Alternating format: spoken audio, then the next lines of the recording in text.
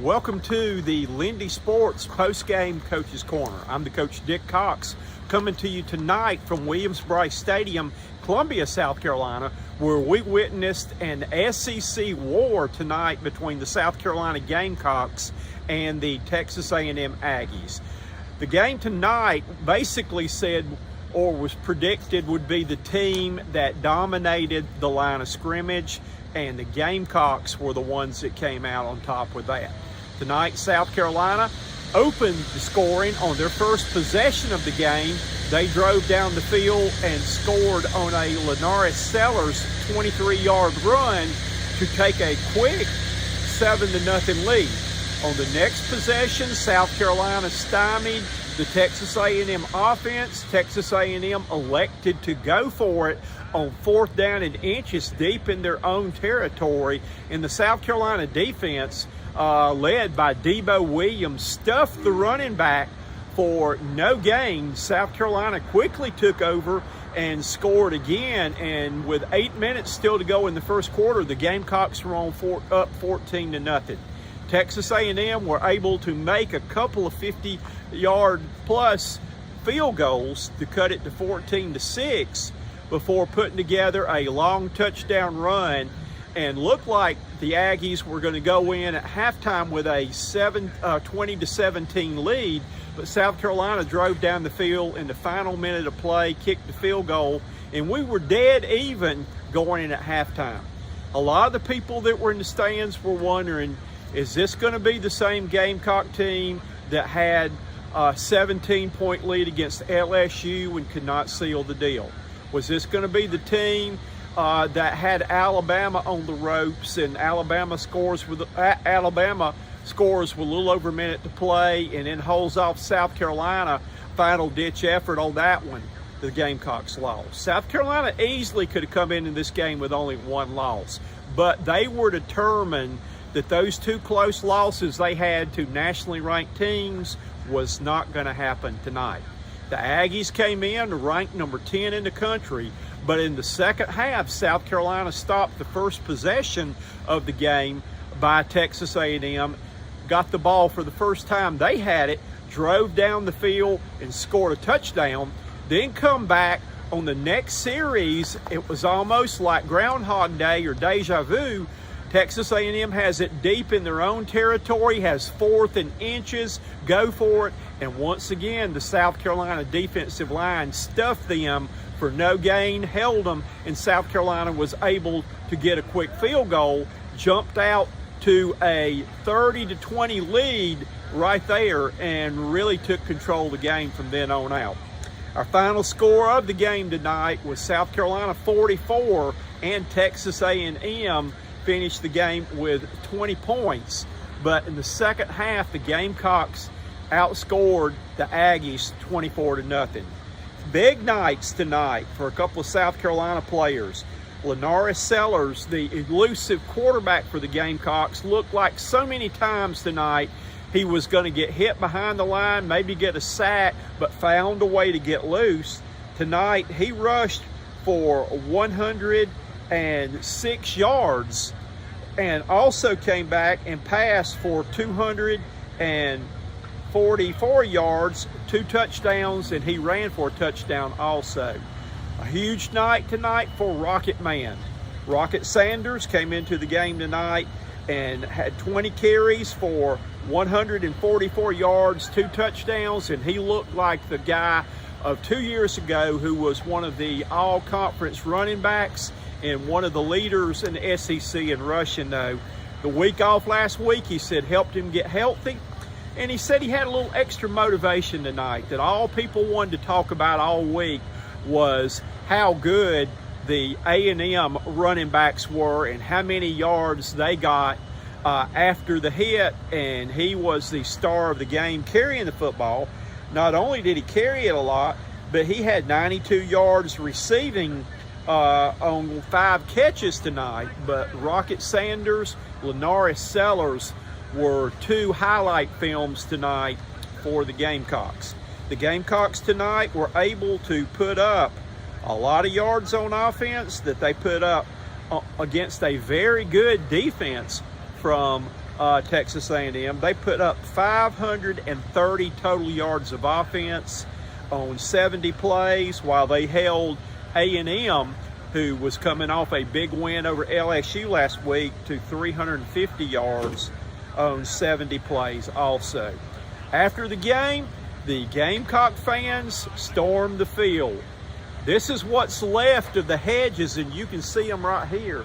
The hedges in Williams-Brice Stadium will have to be replaced before the next home game when Missouri comes in 2 weeks. But it was a great night. South Carolina has been so close. This was a program-defining victory for them on ABC National TV, the national game of the week on ABC on a Saturday night, and the Gamecocks went home happy campers. A great effort on both sides of the ball. South Carolina now is at 5 wins, only needs 1 more win to become bowl eligible. They've got 4 games left on the schedule, but again, I think they've got a lot of good things ahead of them this season in their last 4 games though. South Carolina goes on the road next week to play a hot Vandy team who defeated Auburn today. And when is the last time South Carolina has gone to play LSU and LSU already be bowl eligible? When's the last time Vandy has been bowl eligible, period? So it should be a good game between 2 physical teams that are surprising, turning some heads this year. But Shane Beamer, after the game, only had praise for his team, to how much he loved coaching these guys, what a good job these guys have done. He talked about how a lot of these seniors could have left last year after a disappointing 5-7 season with no bowl to go to, but they came back, and they came back for a night like this. Several of the players even mentioned too, Linares Sellers talked about how he was here being recruited, a high school senior, the last time South Carolina had a win like this when they defeated Tennessee and stormed the field that night though. But a very memorable game here tonight at Williams-Brice Stadium. The Gamecocks were not to be denied when the score was tied at halftime, came out, took care of business, and have a hard-earned victory tonight, 44-20 over Texas A&M. Reporting for Lindy Sports and Cox Sports Broadcasting, I am the coach, Dick Cox. Here is the remains of the hedge at Williams-Brice Stadium. Good night, everybody. You waiting? Obviously, we had a elite celebration in the locker room once we were able to get everyone off the field as well. Where to begin? First of all, thank you to our fans. I'm so happy for them. They showed up, obviously, tonight, but they showed up early in the year for LSU at noon. They showed up at Ole Miss for 3:30, and we weren't able to finish and get them the win they deserved, but they showed up tonight like we knew they would as well. They did all week leading up to this thing, and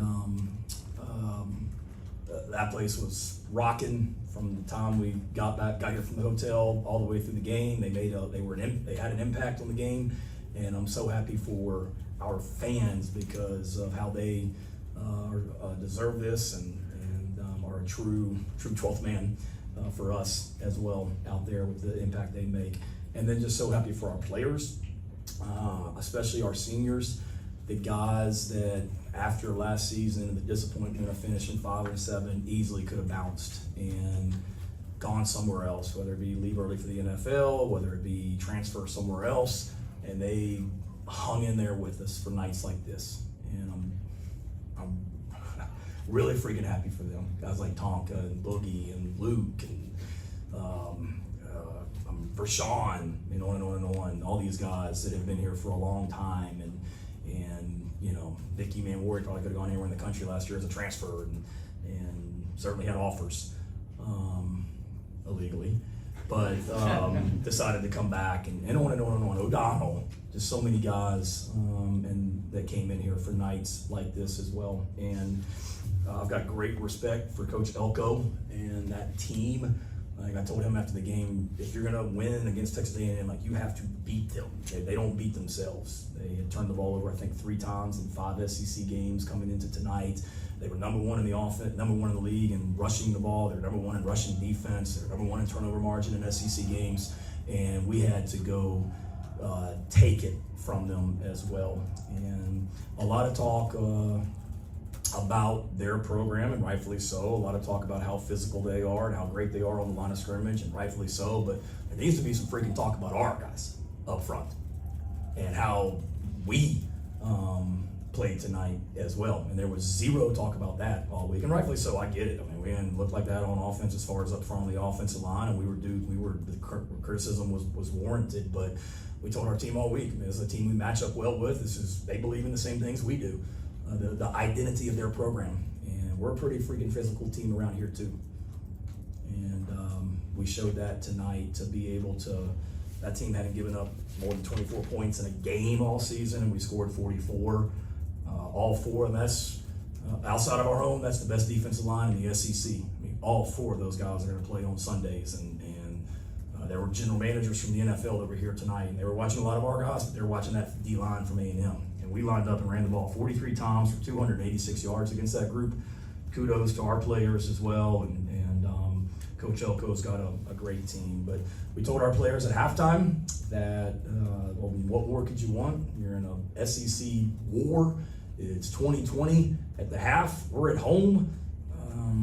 We'll find out about where we are as a program, culturally, identity, physicality, all that stuff here in the second half. And then to go out in the second half and outscore that team 24-0 in the second half, guys. I mean, I hope y'all give us the kudos that group in there deserves. Outscore that team 24-0 in the second half and take that thing over is a huge statement about our team as well. Obviously, to stop them twice on 4th and 1 is a huge statement. For us to convert a 4th and 1 early in the game, I think in the first quarter as well. It's just as a team effort, offense, defense, special teams, a lot of really good tonight, a lot to clean up. We're going to celebrate this one, and then we've got another big challenge on the road this week. I watched Vanderbilt today in the hotel, and they took it to Auburn physically. And we know we've got to go on the road again, and we can't be patting ourselves on the back all week this week. We're going to enjoy this one tonight and most of the day tomorrow, but get right back to work and get ready for Vanderbilt. But what a night in Columbia. What a night in the state of South Carolina. What a night for just everybody that is about Gamecock football. And I'm so happy for Coach Tanner sitting there in the back that is had a great run here as our AD, and glad we could have a night like this for him as well. But just really, really happy for our players and the way they work as well. So I'll quit rambling and shut up and let y'all ask questions. I'm sorry. I promise not to ask any questions about faking injuries tonight, though, but just wanted to find out and get your thoughts about, you were able in both halves to take that first drive, have a great drive for a touchdown, then turn around and follow it up with a great defensive 4th and less than a yard. Stops there which led to other points too. But can you talk a little bit about that? Yeah, huge.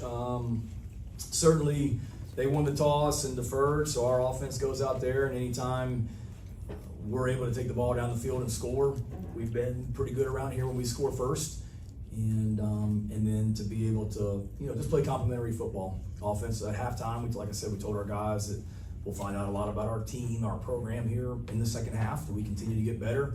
We got them right where we want them. And we did a great job of starting the second half, getting a stop and getting a score and getting a lead right there as well. So just proud of our guys, the way they finished. And like I said, we talked all week, we just got to finish, and that's what we told them at halftime. Here we are, it's 2020, it's a war, we're throwing punches back and forth, but it's a battle. Two really good teams going at it, and now the key for us is going to be to finish, and they absolutely did. Thank you, Coach. Yep, thank you guys.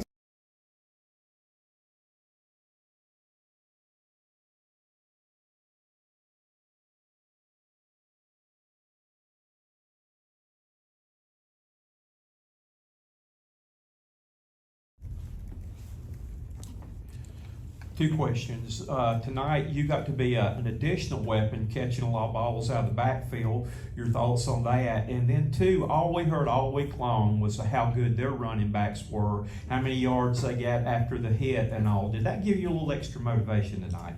I wouldn't say it gave me any motivation, because I'm motivated by, family, my family, just be able to play this game I love, you know what I mean, and just motivated to, just have a game that I just had as well. But, that did give me a little bit of motivation, but just motivation was we playing in number 10 ranked team, and that's what really gave me motivation to come in this game and play how I did.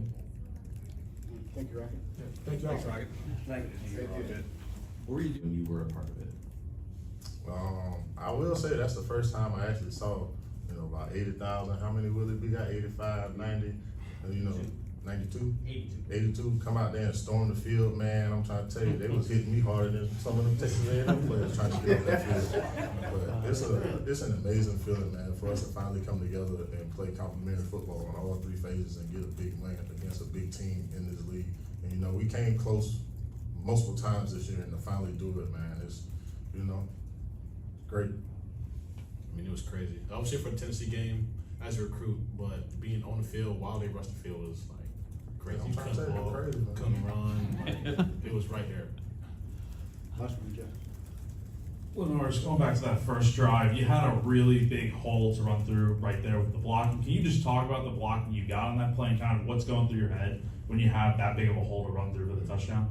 I mean, it's not really much to say. Shout out to offensive line. Like, they made the hole that was there. All I had to do was run through it. Didn't get touched. So, shout out to them. Appreciate you guys. Appreciate y'all. Thanks, guys. Can you talk about how each half you got the ball, when you got the ball, you took it down and scored, and then the defense made a great stop on fourth down to give you another chance to get another quick score? I mean, it's just complimentary football. It's something we preach. Just being good on three phases of the ball, special team, offense, and defense. Like, defense get a stop, we got to go out there and score. We score, defense get a stop. I mean, it's complimentary football. Shout out to our defense, man. Them boys some ballers. As always. Jordan. 2 years ago, Josh, you were at Western Kentucky. Lenoris, you were in high school. I'm sure.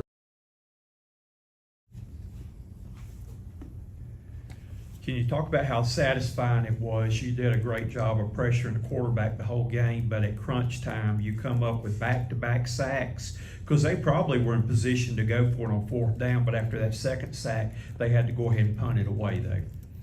Yeah, man. Just keep it going. We talk about all the time on our defense about hunting. We got to get there. We know a lot of teams watch film on us and they're like, oh, how can we stop this defense, the second line of defense? And quick games, RPO, a lot of that we see. But in the moment it was in the game, they were forced to drop back, pass, make plays, and shoot. Our pass rushers got there. Jordan. Wow. The shrubbery between the hedges here is not here anymore. I think vlogs are supposed to be like concise. Sorry. Day in the life. How's that sound? Those are supposed to be concise. Every hedge, as you can see, is wiped out here. A lot of souvenirs. Thank goodness the goalpost is still standing here in good shape. But there will be some work to be done by the landscapers here at Williams-Brice Stadium. As you can see, the Gamecocks stormed the field. Texas A&M football team made some money tonight with the fine for storming the field, but I believe a lot of people think it's kind of worth it to be able to kick Texas A&M's tail.